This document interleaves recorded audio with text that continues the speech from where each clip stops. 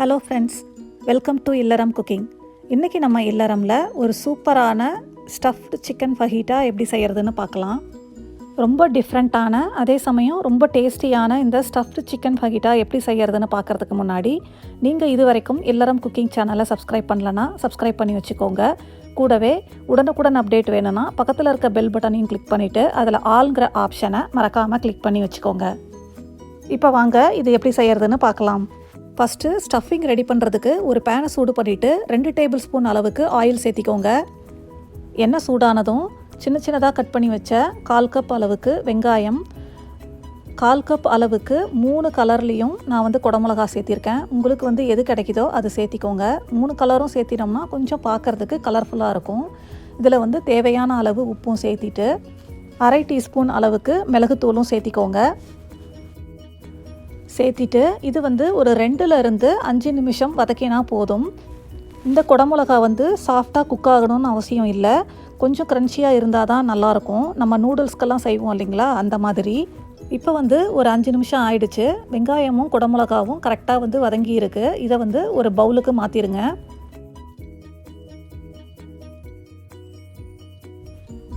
இப்போ இதனோட ஒரு 1/4 கப் அளவுக்கு க்ரீம் சீஸ் சேர்த்திக்கோங்க. கூடவே 1/4 கப் அளவுக்கு ஷெடார் சீஸும், 1/4 கப் அளவுக்கு பெப்பர் ஜாக் அப்படி இல்லைன்னா மொசரல்லா சீஸும் சேர்த்திக்கோங்க. கடைசியாக 1/2 டேபிள் ஸ்பூன் அளவுக்கு ரெட் சில்லி ஃப்ளேக்ஸும் சேர்த்திட்டு இது நல்லா மிக்ஸ் பண்ணி விட்டுடுங்க. உங்களுக்கு இதில் ஷெடார் சீஸ் கிடைக்கல அப்படின்னா மொசரல்லா சீஸை கூட சேர்த்து போட்டுக்கோங்க. இதை நல்லா சாஃப்டாக ஆகிற வரைக்கும் மிக்ஸ் பண்ணி விட்டுக்கோங்க. இதில் தனியாக சால்ட் போட தேவையில்லை. சீஸில் ஆல்ரெடி சால்ட் இருக்கும். நம்ம வெஜிடபிள்ஸ்க்கு நம்ம வதக்கும் போது சால்ட் போட்டோம். இப்போ பார்த்தீங்கன்னா ஸ்டஃபிங் ரெடி ஆகிடுச்சு. இதை ஒரு ஓரமாக வச்சுட்டு அடுத்தது இந்த சிக்கனுக்கு சைட் டிஷ்ஷாக guacamole செஞ்சுக்கலாம். இதுக்கு ஒரு ஆவக்காடா எடுத்திருக்கேன். இதை நான் ஆல்ரெடி கட் பண்ணிவிட்டு அதில் இருக்க கொட்டையை எடுத்துகிட்டு வச்சுருக்கேன். இதில் தேவையான அளவு உப்பும் 1/2 டீஸ்பூன் பிளாக் பெப்பர் பவுடரும் சேர்த்திட்டு ஒரு 1/2 எலுமிச்சம்பழம் பிழிஞ்சு இதை நல்லா சாஃப்டாக ஸ்மாஷ் பண்ணி வச்சுக்கோங்க. இதில் உங்களுக்கு வேணும்னா வெங்காயத்தை நல்லா பொடியாக நறுக்கிட்டும் சேர்த்திக்கலாம். கூடவே பச்சை மிளகாவும் கொஞ்சம் தக்காளியும் சேர்த்து மிக்ஸ் பண்ணி வச்சிட்டாலும் நல்லாயிருக்கும். இப்போ guacamole ரெடி ஆகிடுச்சு. இதையும் இப்போ ஓரமாக வச்சிடலாம். அடுத்தது சிக்கன் பிரெஸ்ட்டை எடுத்துக்கோங்க. இந்த சிக்கன் பிரெஸ்ட்டு நம்ம ஸ்டஃபிங் பண்ணுறதுக்காக இதை நீல வாக்கில் இந்த மாதிரி கட் பண்ணிக்கணும். இது கட் பண்ணும்போது 2 பீஸாக தனியாக வராத மாதிரி கட் பண்ணிக்கோங்க. இப்போ பார்த்தீங்கன்னா ஒரு எண்டுலேருந்து கட் பண்ணி இது அப்படியே இப்படி ஓப்பன் பண்ணி பிரிக்கிற மாதிரி இருக்கணும். பாருங்கள், இந்த மாதிரி இருந்தால் தான் ஸ்டஃபிங் குக் பண்ணும்போது வெளியில் வராமல் இருக்கும். இப்போ இதில் 1/2 table spoon red chilli powder, 1/2 teaspoon salt, நீங்கள் உங்களுக்கு தேவையான அளவு சேர்த்திக்கோங்க. 1/2 டீஸ்பூன் கார்லிக் பவுடர், 1/2 டீஸ்பூன் சீரகத்தூள், இதெல்லாம் சேர்த்திட்டு இதை நல்லா எல்லா பக்கமும் ரப் பண்ணி விட்டுடுங்க. அதே மாதிரி உள் பக்கமும் இதை ஓப்பன் பண்ணிவிட்டு உள்ளரையும் இந்த மசாலாவை தடவி விட்டுடுங்க. நல்லா 2-3 தடவை எல்லா பக்கமும் திருப்பி இந்த மசாலாவை தடவி விட்டுடுங்க. நம்ம ரெடி பண்ணி வச்சுருக்க இந்த க்ரீம் சீஸ் மிக்ஸ் பார்த்திங்கன்னா நல்லா இந்த மாதிரி பெரிய சைஸ் சிக்கன் பிரெஸ்ட்டுக்கு 3 பீஸ் பண்ண முடியும். நீங்கள் எத்தனை பீஸ் பண்ண போகிறீங்களோ அதுக்கு ஏற்ற மாதிரி இந்த குவான்டிட்டியை அட்ஜஸ்ட் பண்ணிக்கோங்க. இப்போ பார்த்தீங்கன்னா இந்த மசாலா சிக்கனில் எல்லா பக்கமும் ரப் பண்ணி எடுத்தாச்சு.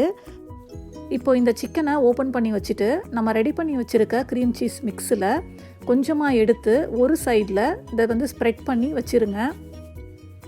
இந்த மிக்ஸ் ரொம்ப ஜாஸ்தியாக வச்சிட்டிங்கனாலும் இது குக் ஆகும்போது சீஸும் அந்த க்ரீம் சீஸும் மெல்ட் ஆகிட்டு ரொம்ப வெளியில் வரும். அதனால் கொஞ்சம் கம்மியாகவே வச்சுக்கோங்க.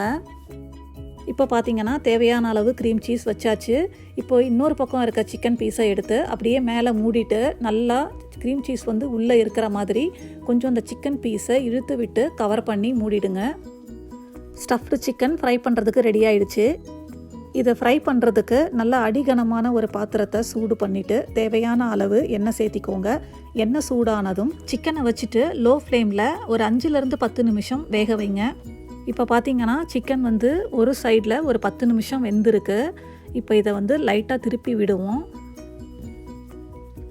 பாருங்கள், இப்போ ஒரு பக்கம் நல்லா ப்ரௌன் ஆகி நல்லா வெந்திருக்கு. இப்போ இன்னொரு பக்கமும் இதே மாதிரி ஒரு 5லேருந்து 10 நிமிஷம் வேக வச்சு எடுத்துக்கோங்க. சிக்கனை இந்த மாதிரி ரெண்டாவது பக்கமும் திருப்பி போட்டு வேகும்போது பார்த்திங்கன்னா உள்ளே இருக்க சீஸ் வந்து மெல்ட் ஆகிட்டு கொஞ்சம் கொஞ்சமாக வெளியில் வரும். பரவாயில்லை, அதை வந்து லைட்டாக சிக்கன்லேயே அழுத்தி விட்டு வேக வச்சு எடுத்துக்கோங்க. இப்போ பார்த்திங்கன்னா சிக்கன் வந்து நல்லா 2 பக்கமும் வெந்துடுச்சு. சூப்பரான அதே மாதிரி ரொம்ப டேஸ்டியான இந்த ஸ்டஃப்டு சிக்கன் ஃபஜிட்டா ரெடி ஆகிடுச்சு. பார்க்கவே சூப்பராக எம்மியாக இருக்குது. இதை வந்து இப்போ ஒரு பிளேட்டுக்கு மாற்றிடலாம். இது குக் ஆகும்போது இதுலேருந்து வெளியில் வந்த க்ரீம் சீஸும் வெஜிடபிள்ஸையும் அப்படியே எடுத்து இது மேலே டெக்கரேஷனாக போட்டு விட்டுடுங்க. பார்க்குறதுக்கே ரொம்ப சூப்பராக இருக்குது.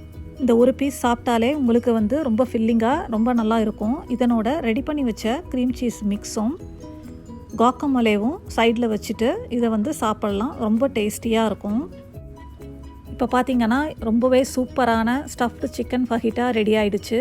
நீங்களும் கண்டிப்பாக இந்த ஸ்டஃப்டு சிக்கன் ஃபஜிட்டாவை செஞ்சு பாருங்கள். ரொம்பவே டிஃப்ரெண்ட்டாக ரொம்பவே டேஸ்டியான இந்த டிஷ் வந்து உங்களுக்கு கண்டிப்பாக ரொம்ப பிடிக்கும். செஞ்சு பார்த்துட்டு உங்களுக்கு எப்படி இருந்தது அப்படின்னு எங்களுக்கு கமெண்ட் பாக்ஸில் கமெண்ட் பண்ணுங்கள். உங்களுக்கு இந்த வீடியோ பிடிச்சிருந்ததுன்னா லைக் பண்ணுங்கள். உங்களுக்கு தெரிஞ்சவங்களுக்கு ஷேர் பண்ணுங்கள். மறக்காமல் இல்லறம் குக்கிங் சேனலுக்கு சப்ஸ்கிரைப் பண்ணுங்கள். தேங்க்யூ.